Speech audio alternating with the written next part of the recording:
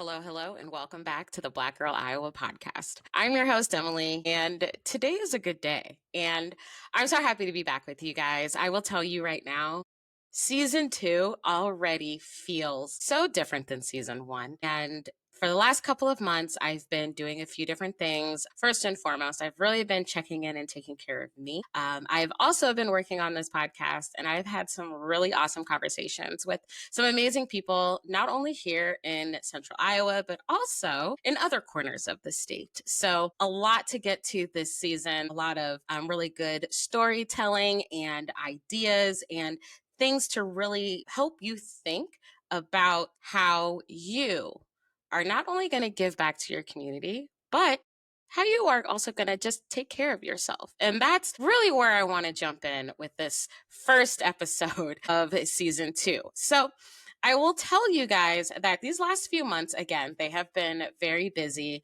I did start a new job at the end of last year. And I just wrapped up my first semester of teaching, which was very exciting and working with the new program. But as I started kind of thinking about season two, I decided to go and talk with my mentor. My mentor is none other than the owner and proprietor of Lady Lex Scented Candles, Courtney Perry. And she's someone that I can pick up the phone and just send a quick text and I'm able to meet with her. And that's exactly what I did a few months ago, right before I wrapped up season one.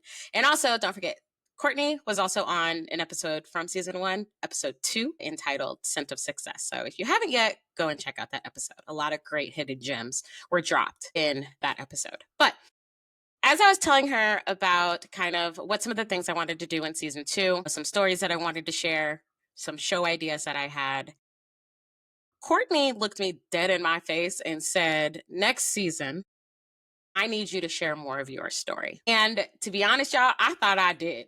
I mean, last season, I ended up doing 36 episodes, 8 of which were solo episodes. And I talked about everything from dating to my divorce to going through a domestic situation to my year in review, and then just talking about my healing journey that, believe it or not, I am definitely still on. So I don't really understand what more of my story needs to be told. I felt like I told quite a bit of it. And she reminded me that even through the messy parts of my life, even through the things that aren't pretty, that don't have a nice, cute little bow on, those things, those quiet parts could be the connection that someone needs with this podcast. And that kind of took me back a little bit. I don't know. And honestly, if you have ever had a conversation with Courtney Perry, you'll understand that when she speaks, she is very direct and she speaks with purpose. And so I walked away from that conversation really thinking about what more about my story do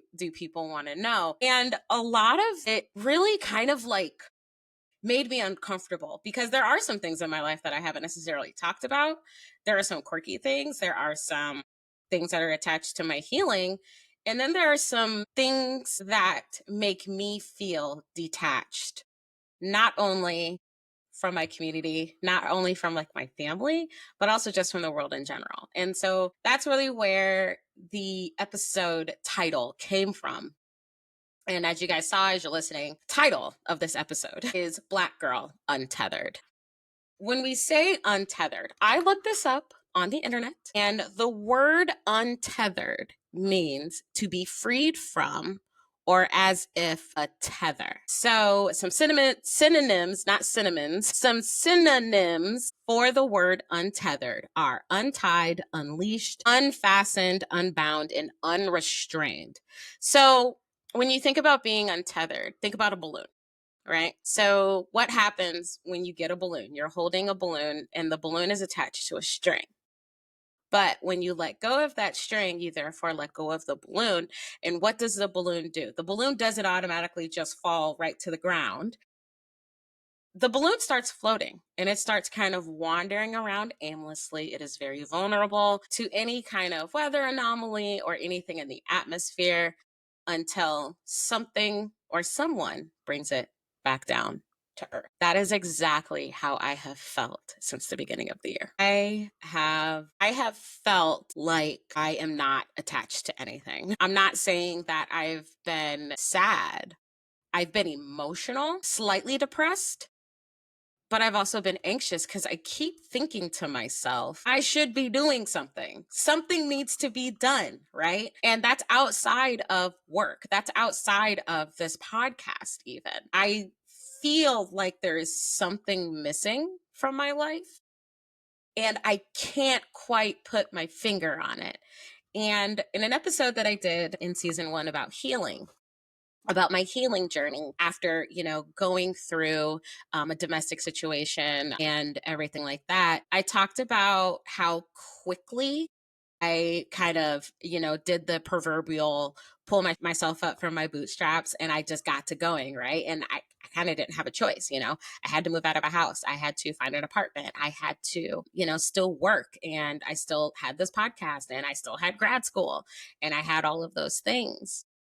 But this feeling of me being untethered, it didn't come out of nowhere. And just as I alluded to with my domestic situation, and as I was talking about my healing journey, and after that conversation I had with Courtney, I really had to sit down, y'all, and think about everything that has taken place in my life in the last 3 years.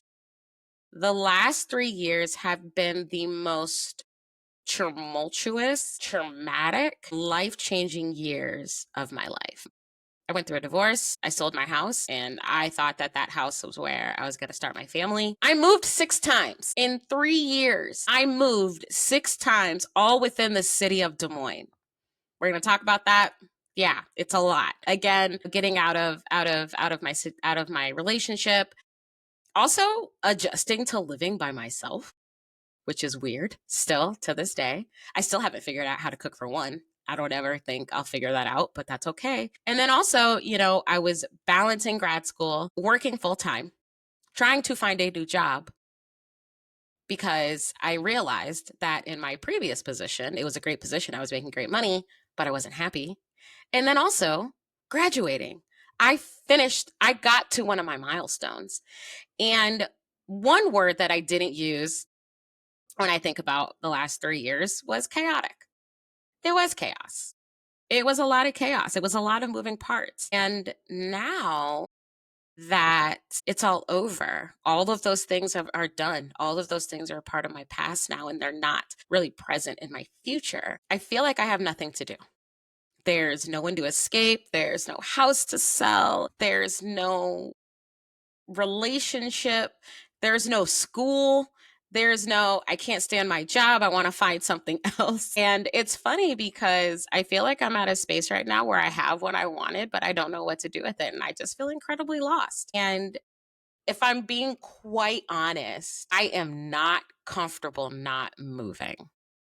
I'm not comfortable not working towards something or having an exit strategy, or saying, okay, I'm going to do this one thing, and in this amount of time, this thing is going to be done, so then I can move on to the next thing. And I'm starting to kind of realize that maybe it's okay to not know what the next thing is. And I promise all of this is going to make sense, because I really just want to speak from the heart and to say that, and this is really before I get to the next part, if you have gotten to this part of this episode, and if you have ever felt like this, I need you to know that you are not alone. You are not as alone as you think you are, because I felt very alone. I still do sometimes. But I honestly think that me feeling alone, a lot of that is within myself, because kind of like something that I mentioned on the dating episode, I feel like a burden when I reach out and I ask for help. I feel like that if I were to call my mom or call my dad and say, hey, can I just come over and like hang out at the house for a little bit? I feel like I am burdening them because they have something going on. I feel like I'm burdening my friends if I say, I don't really want to be alone right now. Can I come over? You know what I mean? Or let's go get something to eat. Let's go get ice cream. Let's go do this. Let's go do that. Right? I feel like a burden when I ask those things. And so some of this loneliness that I feel is self-inflicted. And that is something that I am working on. And I will tell you that if you have a support system, if you have people that want you to reach out for God's sakes, reach out to the man, because this is like one of the hardest lessons for me to have to learn right now. And I feel like I'm too old to have to learn it, but I'm happy that I'm learning it now. So, getting back to the stillness, it feels strange. I'm not comfortable. Right. And a lot of the times when I'm not reaching out to people, and I should be, I sit here in my apartment and I just look at my dog. I look at George and I'm just like, how did I get here? Like, what changed?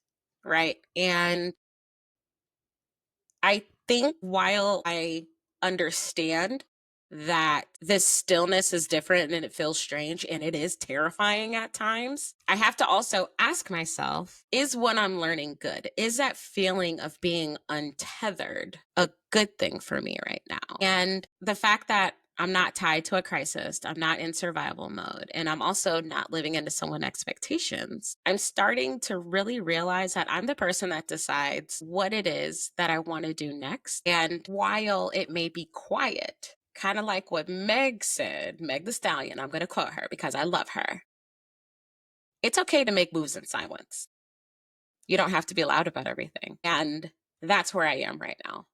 I am currently in a spot where I finally get to think about and determine what it is that I want to do next, what it is that I want that to look like. And most important is that I get to set the timeline. I am not on anybody else's timeline, y'all, but my own.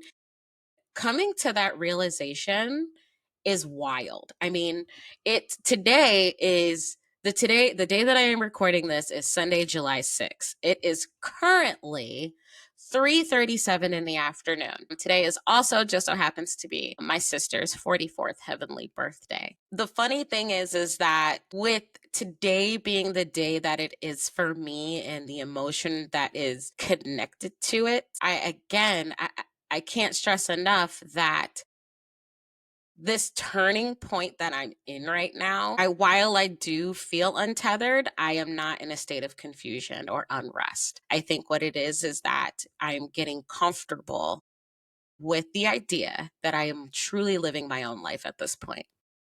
I'm not living for anybody else. It is an incredibly surreal feeling. It's a great feeling. It's a feeling that is giving me true peace and freedom in my mind. So then that way I can really start thinking about those things that I want to do in the long run and be excited about them. You know what I mean? So the other thing that I've really been thinking about, aside from like projects and this podcast and, things that I want to do, and especially the things I want to do before I turn 40, which is coming a lot sooner rather than later, which is totally fine. I'm fine with that. But the other thing that I've really been focusing on and doing is I've been reclaiming what self-care means. And when I say self-care, I mean real self-care. Now, brunches, bubble baths, mani-pedis, I love all that stuff. But self-care for me is more in depth, and it's not something that I necessarily do. It's something that I feel. So I want to quote an amazing Black activist, Audre Lorde. She said it best. She said, "Caring for myself is not self-indulgence. It is self-preservation. And it is an act of political warfare." I'm going to say that last part again. Self-preservation, act of political warfare. You guys, the first 6 months of this year have been hellish. And we all know why. We have somebody that is in office that doesn't care. We have people in office that don't care. And the true state of our nation and the true meaning of democracy and our Constitution and life, liberty, and the pursuit of happiness, all the things that we are supposed to be innately born with, are currently at risk and at jeopardy of an oligarchy and this whole idea of creating almost like an American monarchy.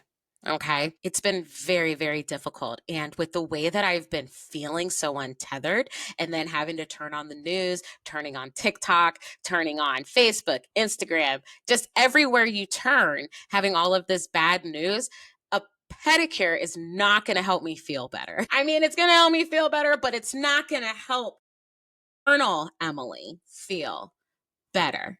Because when you think about it, the mani, the pedi, the getting your nails done, the bubble baths, all that stuff, all of that is for the exterior. And that's fine because in a lot of those situations, we're able to relax. But I'm more talking about the self preservation of it all. The time where you can put up the wall to say, you know what? I'm not dealing with this right now. And it's not because I don't care, it's because I do not have the emotional and mental capacity to take this on right now. And I really think that when, for me, self preservation is rooted in rest, and rest is revolutionary. Rest is something that we don't allow ourselves, especially as Black women. Black women, we don't let ourselves rest. We always feel like we have to be the ones to get up and go, go, go for everybody. But that same energy is not being put back in us. And then because we are out and go, go, go, we aren't preserving ourselves and what we need. And God forbid someone actually sees us doing it and they're thinking, you're being self indulgent, you're being selfish. No, I'm resting. I'm biding my time. No, better yet, I am reclaiming my time. And it's really sad that I have now gotten to the age of 39 and I'm finally realizing that caring for myself is a foreign idea and I'm having to learn how to do it and that it is okay to put myself first and to be selfish in these moments. In these moments where you learn that 17 million Americans are going to lose their health insurance over the next 4 years. When you learn that billions of dollars for public education is currently just being hoarded because the Republicans are currently trying to figure out how they can get another tax break to give this money to their billionaire friends, the 3 billionaires that currently live in the United States. It is okay for me to take a step back, preserve myself, be selfish with my time because I feel like when I'm able to do that, then when I am ready to say something, to talk about something, to do something, I my full attention and I'm fully there and I'm fully present. And I can also really hear and understand what is actually going on as opposed to reacting just to react. It's almost like the self preservation helps me have certain moments of clarity where that way I can react and I can be reacting in a way that is effective. So, you know, that's something that I've really been thinking about a lot. And some of the things that I'm really learning how to do is definitely checking in with myself emotionally. I do journal, but I feel like a lot of the times when I journal, I am not necessarily journaling about myself and how I feel. I am journaling about how somebody else has made me feel. So if you were to open up my journal right now, you wouldn't necessarily see too much of how I'm feeling in a specific moment, but what someone did has affected me negatively or positively. I really want to start holding more space for myself emotionally in my journals. And yeah, that's something I'm doing actually this month because I'm off from work. Shout out to being a teacher. I am actually going to therapy every week and just really kind of challenging myself a bit and talking more about ways that I can give back to myself and stop putting so much energy and emphasis onto people that aren't pouring into me. Which goes into my next thing, which is really just setting boundaries and being more cognizant of the energy that I'm willing and wanting to give out. Setting boundaries is the easy part. Maintaining those boundaries is the hard part for me. So that's another thing that I'm going to get there and I'm currently figuring out ways to do so, but the boundaries piece is incredibly important. And then the last thing that I've really been doing is being more out loud. When someone asks me, Emily, are you okay? Absolutely not. And it's not a doomsday or I'm gonna like break out and just start crying, but if I'm overwhelmed, then it's okay to say that. So when someone asks me anymore, Emily, are you okay? And even if I say I'm not okay, but I will be, and just really making sure that I am giving myself that time to rest and to make sure that I'm present with myself. Another thing that I'm doing to take on this feeling of feeling so untethered is I have started to be more consistent in learning about my faith and what a relationship with God looks like for me. So, as you guys know, I've always been very quiet about my faith and about what I believe and all of those great things. And, I feel like when I was like in my maybe like mid 20s to early 30s, if someone would ask me about my faith, I would, or like ask me like what church do I go to and things like that. I kind of always had the same thought of, I don't go to church because my relationship with God is very personal and it's spiritual and I don't need church to go. Okay, full transparency, the reason why I would say that is because my ex-husband was so anti-church and he just had a problem with going. He thought that all churches were evil and wrong. And so instead of adopting his feeling, I would just make an excuse as to why I didn't go because I didn't want to hear the argument. Thank God for divorce. Seriously. Anyway, what I also did notice is that, for a really long time, I was praying out of desperation. Now I feel like I'm starting to pray with more intention at this point. I'm also starting to go to church and to really listen and understand not only the word of God, but also the teachings of Jesus Christ and how his teachings I can adhere to and abide by on an everyday basis. And I think for me, it's been a really nice addition to my routine to go to church every Sunday and to be a part of my church community. So the church that I go to Corinthian Baptist Church here in Des Moines, and I have actually been a member since summer of 2022. That's when I was confirmed as a member at Corinthian. And after everything happened last year with my situation, I stopped going to church out of shame. I felt very shameful that I got myself into a situation and all of those things. So I didn't go. And I truly disconnected from my church family. And I ended up going back because I went to a funeral of a dear family friend, and after that, I just started going every week again. And I started to ask myself, as I define things in my life now for me and not for somebody else and myself, what do I want my relationship with God to look like? And I very quickly realized I don't know all of the teachings. I don't know all of the stories. Why don't I know those things? Because I never read the Bible. So I actually ended up picking up this book from Five Below, and I'll be sure to link it in the show notes. But it's called The Bible in 52 Weeks by Dr. Kimberly D. Moore. And this book was only $5, but I feel like when I found it, it was divine intervention because in this book, it gives you a reading and also journaling prompts to do the piece of the reading out of the Bible. And then it asks you questions. It's not like a test or anything, but it's like, how did these things kind of adhere to something you might be going through or what you're seeing, or ponder about a time when the story ran parallel to a season of life that you might have been in, or a situation and things like that. And I am really enjoying going through and doing this. I also ended up purchasing a filament Bible that is attached to an amazing app that has so many different resources and videos as you're reading the Bible to really just kind of help you understand everything that is happening. I have also, my filament Bible is also in the New Living Translation. As I started to read the Bible, I quickly realized that I do not understand the King James Version. So, and I have a King James Version study Bible that my mom gifted me when I joined Corinthian, but I had to put that to the side. So I'm currently reading out of the New Living Translation. And then my cousin, she gave me an Amplified Bible. So I'm currently kind of using both of those in tandem with one another. Another thing that I went ahead and did is I attended my very first vacation Bible school at my church, which was fantastic because they did have adult and contemporary adult classes. And the number one thing that I took away from that, those sessions and from those classes were was that I am not perfect, and God knows that.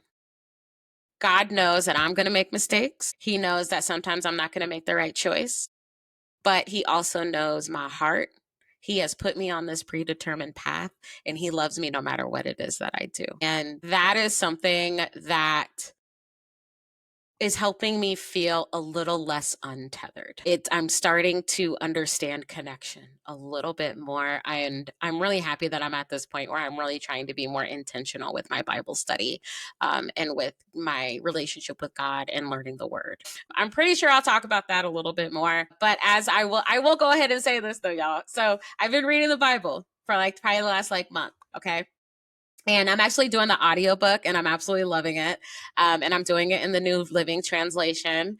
And I have read through Genesis, Exodus, and I'm halfway through Matthew right now. The stories of the Bible are pretty amazing. I am I'm gonna save my commentary for later, but it's really great. But if you want that book, like I said, the Bible in 52 Weeks by Kimberly Moore, I will be sure to put that in the show notes for you guys to all go out and get yourselves a copy at Five Below. I know it's there. I've seen a big old stack of them at the Five Belows here in Des Moines. Before I kind of wrap everything up, I will also kind of talk a little bit about some things that have kind of been helping me stay grounded. Number one, I think that has really been helping me stay grounded are my hobbies. And I am going to do a full episode about Black girls and their hobbies because, there really needs to be a reminder put out there that Black women, we are not a monolith. We are into all kinds of things. And so some of the things that I have been into lately, diamond painting is one of my favorite things in the world. I recently got into Legos, y'all, and oh my God, I'm obsessed. I am obsessed with Legos at this point. Okay. But I get the little cheapy sets. I have not bought one that is currently in the 3 digits, but more to come on that because I do have my eye on a specific one. Journaling, again, I'm doing that at least 3 times a week. And then oh my God, you guys, I've been watching so many documentaries over the last few months. It's absolutely ridiculous. And then also, I've been watching my comfort shows. So I have already ran through the Golden Girls again, and I'm currently running through The Office right now. And I'm actually thinking about restarting Superstore. So I'm starting to realize that the things that are keeping me grounded, they're not distraction. These are tools. These are things that I need when I need to turn off my brain and just focus on these things. And it's okay to do. And honestly, these things bring me joy. They really do. Building Legos, working on a diamond painting. I mean, these are the things that truly make me happy. And what I've kind of realized, especially like when it comes to setting boundaries, is, if there are things that are helping you stay grounded, that are helping you stay focused, or even things that, are helping you cope at this point, it is incredibly important to not let people take your energy without your permission. In addition to that, holding people accountable for how they make you feel, I think is incredibly important. I've had couple of situations where I felt like people have taken my energy, or they've made me feel a type of way. And instead of just me sitting in that, because when I sit in that, I think about that and then I'm upset and I'm angry and I'm mad and I don't want to sit and do the things that keep me grounded. So I'm really trying not to do that anymore and letting people know, but also when I feel like my energy is being taking it back immediately. Those are two really big things that I'm working on and that have been helping me really focus and stay grounded and enjoy the things that I like, because just like Black women deserve to live soft lives, Black women also deserve the time and the space to do things that they truly enjoy. So there's that. Right. So, those are the things I really wanted to talk about on this episode, this first episode of season 2. As I sit here and I shuffle my notes, y'all, like it took me like 4 days to write this episode because I wanted to make sure that I got everything out. But the one thing that I really want to start doing though on this podcast is just really making sure that not only am I sharing pieces of my story and pieces of myself, but also creating space for us to actually start talking about these things and really understanding where we all are and how we can support one another. So, as we wrap up the episode, ask yourself, have you ever felt untethered? If the answer is yes, I see you. I feel you and I understand. And I think that if you definitely have ever felt untethered, then it's important for you to figure out why you may feel that way and then what support you need to start making the connection you need to move forward and prosper, but also how to move in silence as well. So if you're still listening at this point, make sure you comment How do you stay grounded? What are some things that you are doing to not feel untethered? I want to hear about them. You can comment, leave a comment here on this episode, wherever you listen to your podcast. You can also comment on my Instagram or TikTok, or you can go to my website and we can definitely start having a conversation and start sharing tips, giving each other affirmations, and then also creating a community where we can really start to lean and support one another. So that is it for today's episode of the Black Girl Iowa podcast. Thank you so much for holding space with me today. I know that today's conversation was a little heavier to start the season, but I do believe in telling the truth, even when it is uncomfortable. Very obvious. Feeling untethered doesn't mean that we're lost, okay? I want everyone to remember that, but it does sometimes mean that we're feeling free and that we are finally able to figure out who we are and what it is that we want to become. So I hope that in sharing a piece of my story, you feel seen and you are also reminded that you're not navigating this life alone. I promise you're not walking by yourself. So kind of like what I already said, let's definitely keep the conversation going. And again, you can find me on Instagram and TikTok at Black Girl Iowa. If you enjoyed this episode, make sure that you rate, subscribe, and share it with someone who needs it. You can listen to it on Spotify, Apple Podcasts, Amazon Music, iHeartRadio, Pandora Radio, and on YouTube, where the visual episode will drop every Wednesday. And again, if you want more Black Girl Iowa, please head over to my website, www.blackgirliowa.com, for blog posts, updates, and also merch. And be sure to check out the Black Girl Iowa shop on Etsy, because not only do I have all of my merch, but my journaling kits are available. Okay. They will be available on Thursday, July 10th.